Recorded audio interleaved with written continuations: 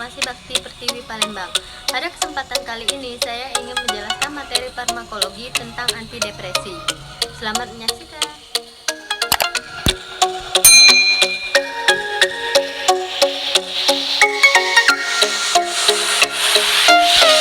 Baiklah, selanjutnya saya akan menjelaskan dan memaparkan materi farmakologi tentang antidepresi. Apa itu antidepresi?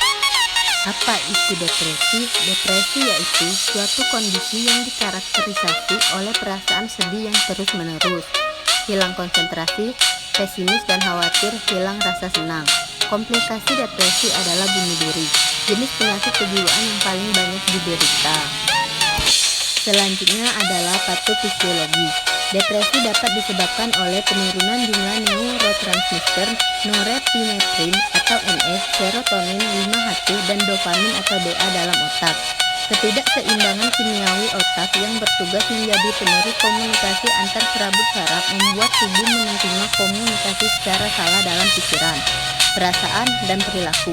Oleh karena itu, pada terapi farmakologi, maka terapinya adalah memperbaiki kerja neurotransmitter norepinefrin, serotonin, dan dopamin.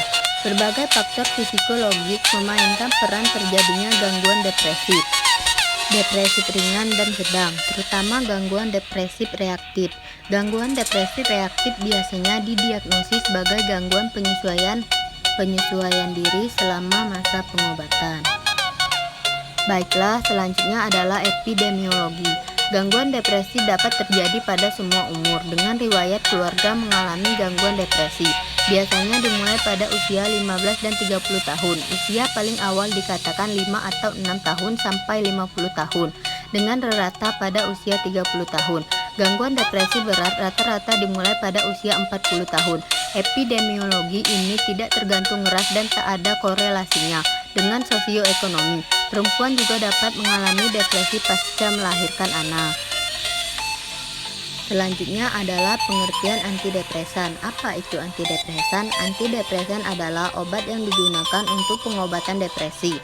Kadar neurotransmitter, terutama norepinefrin dan serotonin dalam otak sangat berpengaruh dalam keadaan depresi dan gangguan sistem saraf pusat. Antidepresan adalah obat yang mampu meningkatkan kadar norepinefrin dan serotonin di dalam otak. Berikutnya adalah golongan antidepresi. 1. Inhibitor pengambilan kembali norepinefrin dan serotonin. Mekanisme kerja: menghambat penguraian norepinefrin sekaligus serotonin. Contoh: amitriptilin, imipramin, protifitilin, venlafaxine, dan duloxetin generasi kedua. 1. Amitriptilin. Mekanisme kerja: amitriptilin merupakan senyawa obat yang bersifat antikolinergik, mempengaruhi sistem saraf dan sedatif. Setelah dicerna, senyawa obat ini akan dimetabolisme menjadi nortriptilin yang mampu menghambat reuptake norepinefrin dan serotonin sehingga terjadi kelebihan serotonin dan norepinefrin pada otak.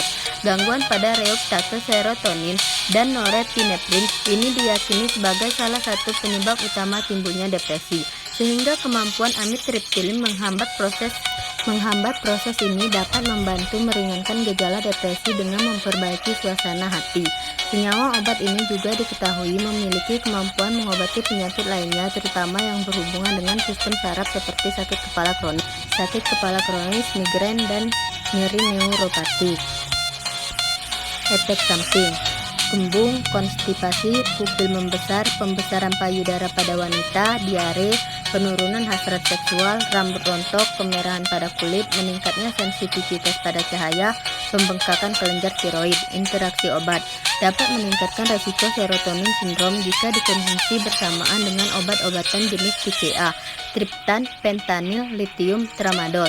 Penggunaan bersamaan dengan barbiturat, rifampicin, dan jenis obat anti kejang lainnya dapat menurunkan konsentrasi obat ini dalam darah.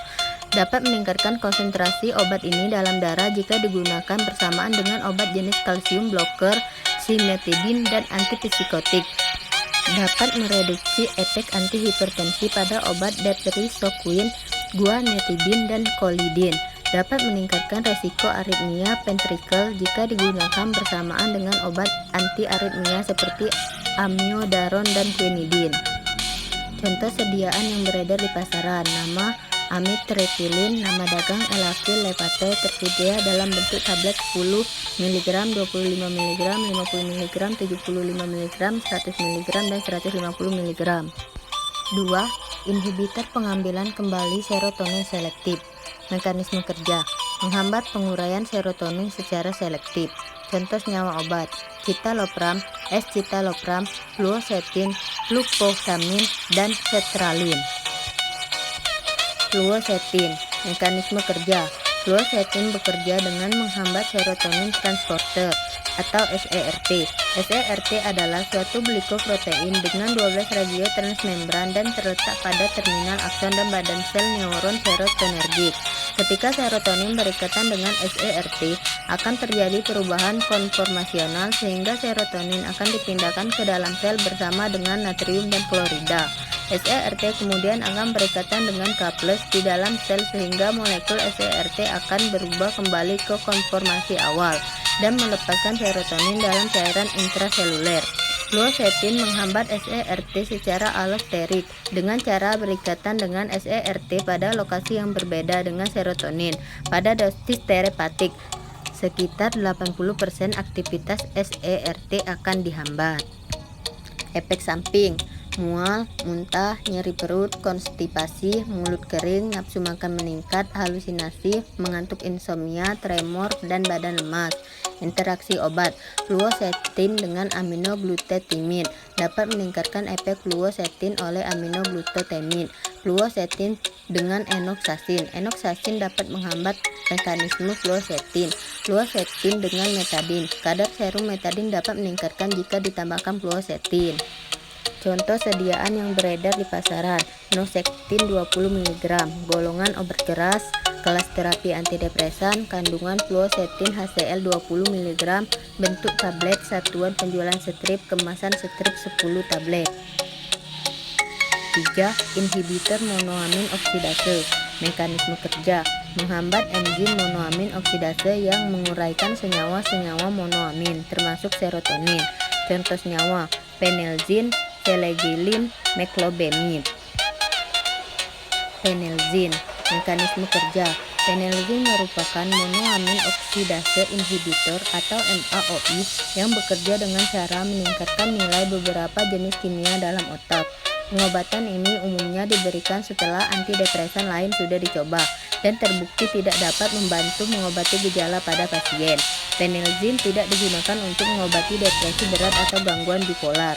Efek samping: impoten, kesulitan orgasme, mulut kering, pengurangan urinasi, gangguan tidur atau insomnia, merasa lemah dan kantuk, pusing, konstipasi, dan rasa tidak nyaman pada perut. Interaksi obat: dapat mempotensi efek antihipertensi, beta blocker, diuretik, diazid, antimuscariktik, tekanan darah meningkat dengan bupropion. Sediaan yang beredar di pasaran: Nardiltor 15 mg. 4. Antidepresan atipikal. Mekanisme kerja: bekerja menyerupai analog serotonin. Contoh senyawa obat: bupropion, mirtazapin, dan nepazodon. Nepazodon. Mekanisme kerja: nepazodon bekerja dengan menghalau penggunaan kembali serotonin dan merupakan antagonis dari reseptor serotonin. Dengan peningkatan jumlah serotonin dalam tubuh dapat mengobati tingkat depresi seseorang yang menggunakan obat ini. Efek samping: penglihatan kabur, pingsan, telinga berdengung, ruam kulit, dan gatal. Interaksi obat: 1. Penggunaan bersamaan nepazodon dengan obat ciklosporin, cilostazol, mirtazapin, dutasterid dapat meningkatkan konsentrasi obat-obat tersebut. 2. Nepazodon dapat meningkatkan konsentrasi alprazolam sehingga disarankan untuk mengurangi dosis awal alprazolam sebanyak 50%. 3. Penggunaan nepazodon dengan MAOI menimbulkan resiko berat dan fatal. Mulai gunakan nepazodon minimal 14 hari setelah berhenti konsumsi MAO dan mulai konsumsi MAOI 7 hari setelah berhenti menggunakan nepazodon. 4. Nepazodon menghambat metabolisme terpenadin, astemizol, cisaprib, pimozid, dan meningkatkan resiko aritmia ventrikular. 5. Nepazodon meningkatkan kadar plasma obat eplerenon, reboxetin, tacrolimus, dan triazolam. Contoh sediaan yang beredar di pasaran: Nepazodone tab oral 100 mg. Demikianlah penjelasan dan pemaparan materi saya pada video kali ini. Semoga bermanfaat bagi teman-teman semua. Jika banyak kekurangan dan kesalahan pada video ini, saya mohon maaf sebesar-besarnya. Kepada Allah saya mohon ampun. Cukup sekian dan terima kasih. Wassalamualaikum.